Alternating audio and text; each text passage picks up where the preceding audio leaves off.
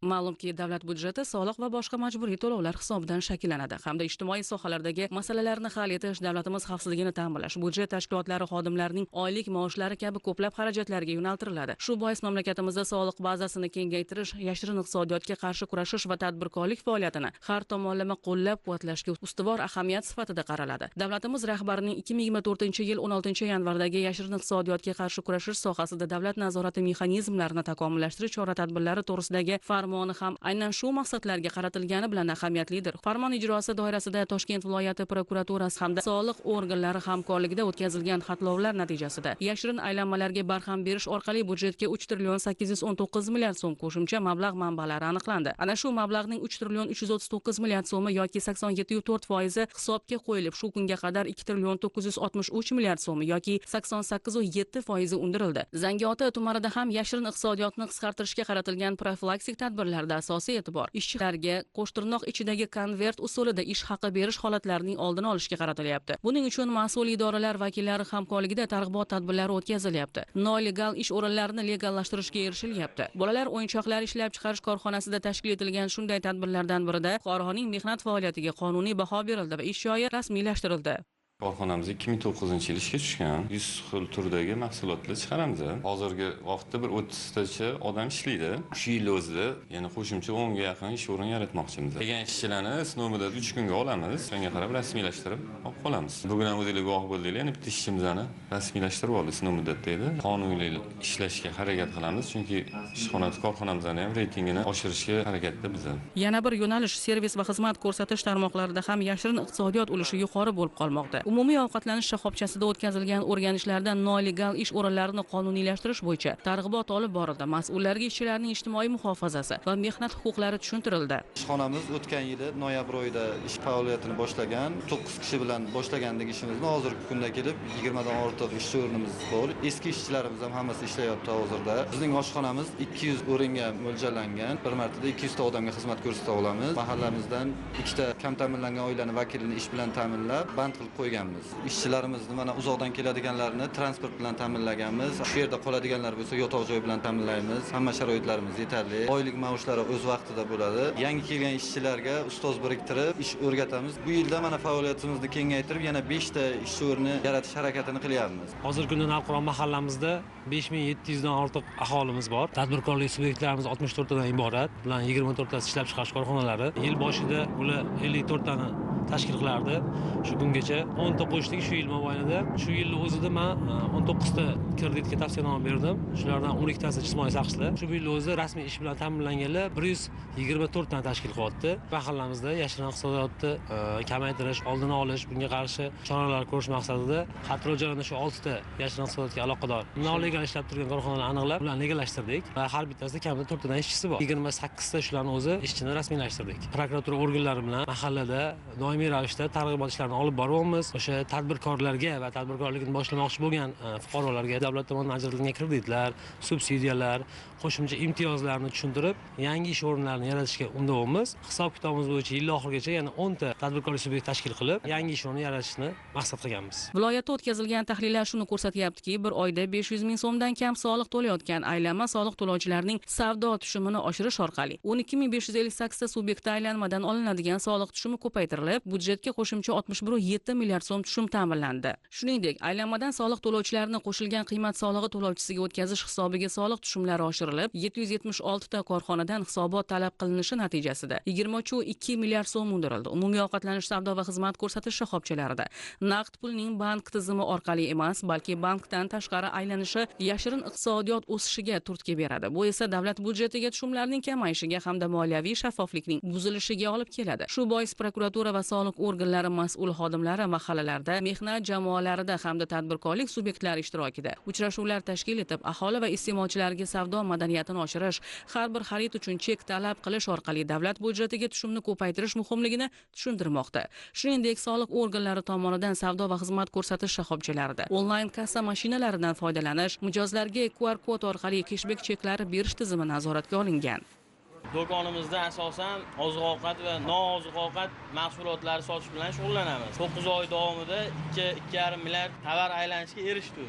Shundan 200 million soliq to'ladi. 2 navbatda ishlaganimizda 12 kishini ish bilan ta'minladi. Mahalladan kam ta'minlangan oiladan bir nafar ishchi olgan. Lamur Temir mahallamizda 56 ta korxona bo'lib, shularni 3 tasini legallashtirildi shu kungacha. Byudjet taqsimoti bo'yicha mol-mulk va yer soliqlarini tushumi undirish ishlari olib borilyapti. To'lov muddatimiz 15-oktyabr bo'lgani uchun oxirgisi mahalla raislari 7lik ishlarni olib boramiz. Yil boshidan beri mahallamizda 60 ga yaqin ish o'rni legallashtirilgan. Soliqchi, ko'makchi tamoyil asosida ish olib boryapmiz. Asosiy e'tiborni profilaktik tadbirlarga qaratamiz. Viloyatda qurilish korxonalarida o'tkazilgan nazorat tadbirlarida ayrim pudrat tashkilotlari smeta xarajatlari bo'yicha haqiqatda ajratilgan mehnat xarajatlarini hisobotlarda kamaytirib ko'rsatgani ma'lum bo'ldi. Bu yo'nalishda o'tkazilgan tekshiruvlarda aniqlangan holatlar yuzasidan 28 ta korxonadan 8,7 milliard so'm mablag' budjetga undirildi. Ishchi guruh Zangiota tumanidagi qurilish tashkilotlarida bo'lib pudratchi va buyurtmachi o'rtasidagi shartnomalar ijrosi, mehnat intizomi hamda texnik xavfsizlik qoidalariga rioya etilishi holatini o'rgandi. Tadbirkorlik subyektlari vakillariga amaldagi mehnat va soliq qonunchiligi bo'yicha tushunchalar, zarur tavsiyalar berildi. Kompaniya tomonidan 20 gektardan ziyod yer maydonida 20 dan ortiq ko'p xonadonli uy-joy qurilyapti. Kompaniyamizda 200 ga yaqin ishchi xodimlar ishga olingan. Ular har bittasi yagona mehnat milliy dasturi asosida ishga qabul qilingan. Ishga keladigan har bir xodim bilan suhbatlashib, ularga texnika xavfsizligi tushuntirilgan holda ularga ishga qabul qilamiz. 3 mahal issiq ovqat beriladi, yotoq joylari mavjud. Ishchilar bilan bugungi kunda o'sha texnika xavfsizlik to'g'risida suhbat olib boramiz, sababiki o'sha qurilishda har xil noxush voqealar sodir bo'ladi. Bu bizni o'zimizga ham kompaniyaga ham javobgarlik olib keladi. Shu sababli ulardan suhbat o'tkazilgan holda ishga qabul qilamiz. Norasmiy ishchilarni ishlashini oldin olish maqsadida prokuratura xodimlari kelib biz bilan suhbat o'tkazib turadi. Ayrim ishchilar call center orqali kelyapti, biz ularni qabul qilyapmiz. Mana oxirgi 3 kunda 20 dan ortiq ishchilarni o'sha call center orqali qabul qildik. Yagona mehnat tizimi orqali ishga qabul qilindi. Yil boshidan beri aholi bandligini ta'minlash yillik reja o'zi 25345 ta bo'lgan. Yanvar-sentyabr oyida 24771 ta fuqaro bandligi ta'minlandi. Yil boshidan beri prokuratura bilan birgalikda 16 ta yarmarka o'tkazib, o'shandan 350 ta ishsiz fuqarolarning bandligini ta'minladik. 95 nafar ishsiz bo'lgan fuqaroni kasb hunarga yo'naltirdik. Qo'shimcha dasturlar shakllantirilgan. Norasmiy ish o'rinlarini rasmiylashtirish, ya'ni legallashtirish bo'yicha departament bilan birgalikda ishlab chiqarish, tadbirkorlik subyektlariga kirib, rasmiylashtirib, ish o'rinlarini yil boshidan beri 2721 ta legallashtirganmiz. Zangiota tumani hokimligida tashkil etilgan tadbirda ham aynan shu masalalar muhokama qilindi. Unda ta'kidlandiki, tumanda mahalliy budjet tushumlari rejadan ortiq bajarilgan bo'lsa-da, qo'shimcha soliq manbalari aniqlangan. Hududlarda o'tkazilayotgan nazorat tadbirlari va fuqarolarning murojaatlari asosida mahallalarda yashirin faoliyat yuritayotgan subyektlar mavjudligi qayd etilgan. Ayrim savdo va xizmat ko'rsatish shoxobchalarida ishchi o'rinlari to'liq rasmiylashtirilmagan. Bunday joylarda sanitariya gigiyena talablariga rioya qilinmasligi, ishchilarning hayoti va sog'lig'iga salbiy ta'sir etuvchi omillar borligi ta'kidlandi.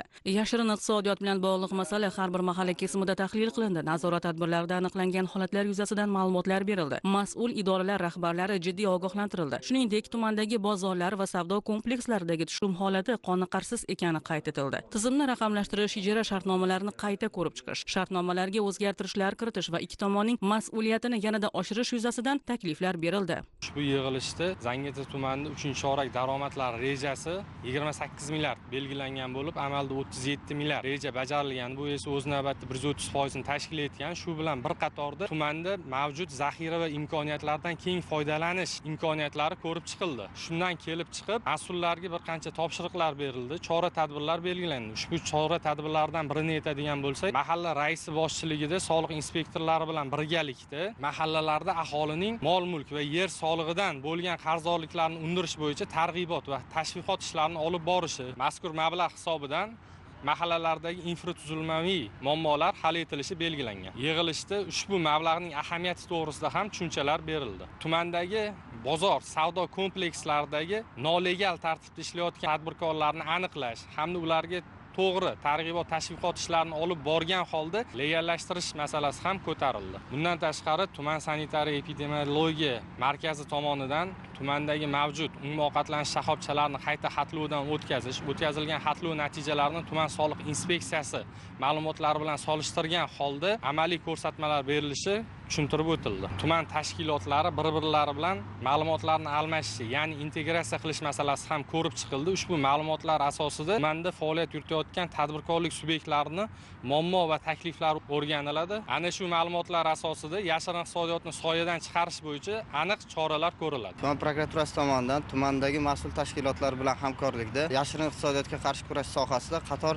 ishlar amalga oshirilmoqda. Xususan, dehqon xo'jaligi faoliyatini tashkil etish maqsadida e-auksion elektron platformasidan g'olib deb topilgan 1375 nafar fuqarolarning faoliyati o'rganilganida, ularning 1264 nafarida 8 milliard soliq qarzdorligi aniqlandi hamda ularni undirish choralari bugungi kunda ko'rilmoqda. Bundan tashqari tumanda 900 ga yaqin yakka tartibdagi tadbirkorlarni 1 milliardga yaqin soliq qarzdorliklari undirish choralari ko'rilmoqda. Bugungi kunda shu qarzdorliklar yuzasidan sud qarorlari chiqarilgan bo'lib, ularning ijrosi ta'minlanishi nazoratga olindi.